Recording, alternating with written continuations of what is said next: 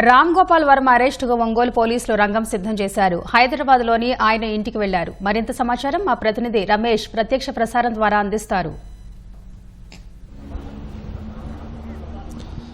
దర్శకుడు రామ్ గోపాల్ వర్మ ఇంటికి ఈరోజు ఉదయం ఆంధ్రప్రదేశ్ సంబంధించిన ఒంగోలు జిల్లాకు సంబంధించిన పోలీసులు హైదరాబాద్కి చేరుకున్నారు. ప్రస్తుతం రామ్ గోపాల్ వర్మని విచారించడానికి హైదరాబాద్కి ప్రస్తుతం అయితే పోలీసులు చేరుకున్నారు. ప్రస్తుతం మనం జూబ్లీహిల్స్లోని ఫిలింనగర్కి సంబంధించి కూడా రామ్ గోపాల్ వర్మ ఇంటి వద్ద ఉన్న ఈ ఇంటికి సంబంధించి దాదాపు 6 మంది పోలీసుల బృందం సంబంధించి అయితే పోలీసులు ఇక్కడికి చేరుకొని అతన్ని విచారించడానికి ఇక్కడికైతే రావడం జరిగింది. ప్రస్తుతం అయితే అతను హైదరాబాద్లో అందుబాటులో లేరు అని చెప్పి కూడా ఇక్కడ వారికి సంబంధించిన వారి సిబ్బంది మరి ఇక్కడ పోలీసులకైతే సమాచారం ఇవ్వడం జరిగింది. ఉదయం నుంచి కూడా తన నివాసం ఉన్న గేటు ముందు ప్రధాన దహనం వద్దనే అతను ప్రధాన గేటు వద్దనే పోలీసులు వేచి ఉన్నారు. లోపలికి సమాచారం ఇవ్వడం జరిగింది. మేము ఏపీ నుంచి ఆ పోలీసులు రావడం జరిగింది. అయితే అతన్ని పోలీసులు రామ్ గోపాల్ వర్మని తనని కలవడానికి వచ్చాము, తనని విచారించడానికి వచ్చామని చెప్పి కూడా ఇక్కడ ఉన్న సిబ్బందికి అయితే వారికైతే సమాచారం జరిగింది. అయినప్పటికీ అతను ప్రస్తుతం రామ్ గోపాల్ వర్మ అందుబాటులో లేరు అని చెప్పి మాత్రం పోలీసులకు సమాచారం ఇవ్వడం జరిగింది. అయితే ఉన్నతాధికారులకు కూడా ఇక్కడ ఉన్న అధికారులు అయితే ప్రస్తుతం అయితే సమాచారం జరిగింది. ప్రస్తుతం అయితే హైదరాబాద్లో రామ్ గోపాల్ వర్మ లేడు అని సమాచారం అయితే ఉన్నతాధికారులకు జరిగింది. ప్రస్తుతం ఉన్నతాధికారుల ఆదేశాల మేరకు తను అక్కడి నుంచి వచ్చిన పోలీసులు ఇక్కడ ప్రస్తుతం అయితే వెయిట్ చేస్తున్నారు. అయితే ఇప్పటికే ఈ కేసుకు సంబంధించి అంటే ఎన్నికల సమయంలో వ్యూహం సంబంధించిన కూడా ప్రచార సమయంలో రామ్ గోపాల్ వర్మ ఎక్స్ వేదిక కూడా అప్పుడు ప్రతిపక్ష నేతగా ఉన్న చంద్రబాబు నాయుడు తర్వాత కుటుంబ సభ్యులతో పాటు జనసేన అధినేత పవన్ కళ్యాణ్ పైన కూడా కొద్దిగా వ్యక్తిగతమైన విమర్శలు చేస్తూ పోస్టు పెట్టాడని చెప్పి ఒక ఆరోపణతో కూడా ఒంగోలులో ఒక కేసు అయితే నమోదు కావడం జరిగింది. అది కూడా అక్కడ కంప్లైంట్ ఆధారంగా కేసు నమోదు చేసి తర్వాత విచారించాలి అని చెప్పి కూడా ఈ నెల 14వ తేదీన ఇటు ఒంగోలు పోలీసులు నేరుగా హైదరాబాద్ జూబ్లీస్లోని తన నివాసానికి వచ్చి నోటీసులు ఇవ్వడం జరిగింది. నోటీసులు ఇచ్చిన తర్వాత నోటీసులు కూడా తను స్వీకరించాడు. తర్వాత తన ఏదైతే పోలీసులు ఇచ్చిన తేదీకి ఆధారంగా ఆ రోజు విచారణకు హాజరు కావాలని చెప్పి కూడా పోలీసులు ఆ నోటీసులో పేర్కొనడం జరిగింది. పేర్కొన్న సమయంలో తను విచారణకు హాజరు కావాలంటే కొద్ది సమయం కావాలని చెప్పి కూడా అప్పుడు ఆ పోలీసులను అయితే వేడుకున్నది తెలిసింది. అదే సమయంలోనే అతను పోలీసులు చేసిన నోటీసులకు సంబంధించి కూడా అతను ముందస్తుగా బెయిల్ కోసం హైకోర్టును ఆశ్రయించిన నేపథ్యంలో హైకోర్టు కూడా పోలీసులకు సహకరించాలి, పోలీసులు విచారణకు వెళ్ళాలని చెప్పి కూడా స్పష్టం చేయడంతో కూడా పోలీసుల విచారణ సమయంలో ఒక 5 రోజుల తర్వాత విచారణకు హాజరు కావాలని చెప్పడంతో కూడా వారు నేరుగా హైదరాబాద్కి ఏపీ పోలీసులు ఇక్కడికి రావడం, తర్వాత అతను ఇంటి వద్దకి వచ్చి ఉండడంతో కూడా అతను పోలీసుల విచారణకు హాజరు కావాలని చెప్పి హైకోర్టు ఇచ్చిన ఆదేశాలు కూడా ఉన్నాయి. కాబట్టి వాళ్ళు నేరుగా పోలీసులు అయితే ఇక్కడికి రావడం జరిగింది. కానీ ఇక్కడ అందుబాటులో లేకపోయేసరికి పోలీసులు ఉన్నతాధికారులకు సమాచారం ఇవ్వడం, తర్వాత అతన్ని మరి ఏ విధంగా విచారించాలని చెప్పి కూడా ప్రస్తుతం అయితే పోలీసులు అయితే అతన్ని ఏ విధంగా అందుబాటులోకి తేవాలని చెప్పి కూడా ప్రస్తుతం అయితే అడ్వకేట్ సంబంధించి కూడా వారి ద్వారా అయితే పోలీసులకు అయితే ఇవ్వడం జరిగింది. ప్రస్తుతం న్యాయవాది ఉన్నారు, వారితో మాట్లాడించే ప్రయత్నం. నాకు ఇంకా ఏం రెస్పాన్స్ రాలేదు. 1 మినిట్ మేము ఏం రిక్వెస్ట్ కోరామనేది మీకు లెటర్లో ఉంటుంది, చూసుకోండి. వెయిట్ 1 మినిట్ ఒక copy wait hold 1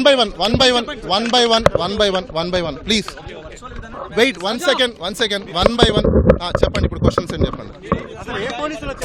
1 minute sir, ఒక్క నిమిషం ఆగండి. ఇప్పుడు క్వశ్చన్ అడగండి, ఒకరు అడగండి ఫస్ట్. మాకు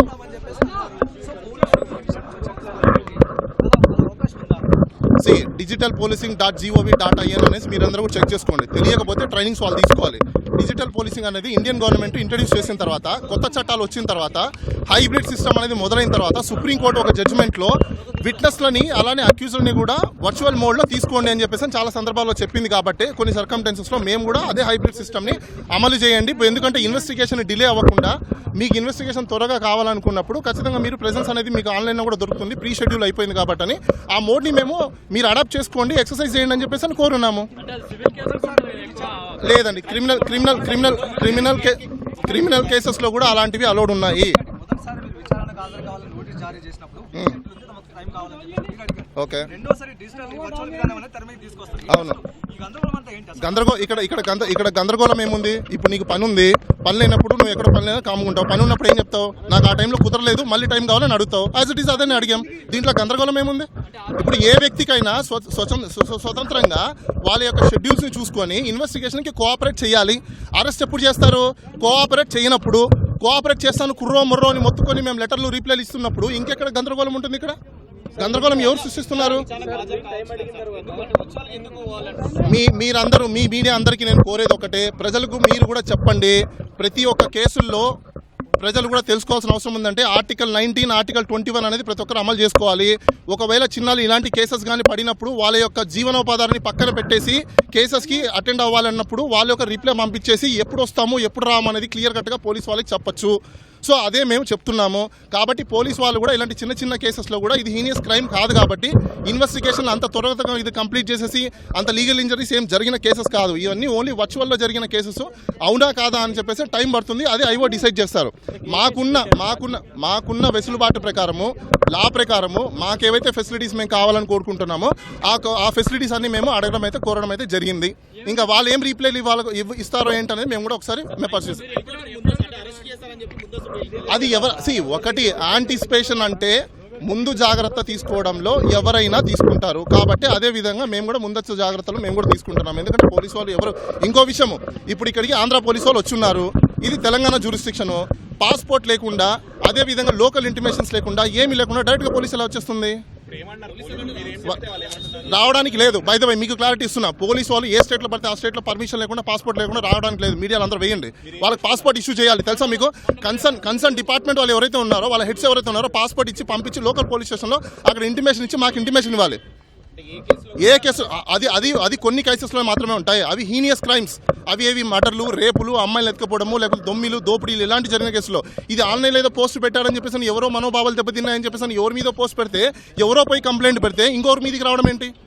అసలు ఆ వ్యక్తి మనోభావాలు దెబ్బతిన్నాయని చెప్పేసి కంప్లైంట్ చేశారు. ఓకే, మంచిది. కంప్లైంట్ చేశారు కాబట్టి పోలీసు వాళ్ళు కంప్లైంట్ కట్టారు. మమ్మల్ని అడిగారు, మీరు ఇలా పోస్ట్ పెట్టారా లేదా ఏంటి చెప్పండి, డీటెయిల్స్ ఇవ్వండి. నోటీస్ పంపించారు. ఆ నోటీస్కి రిప్లై ఇచ్చాము. దాంట్లో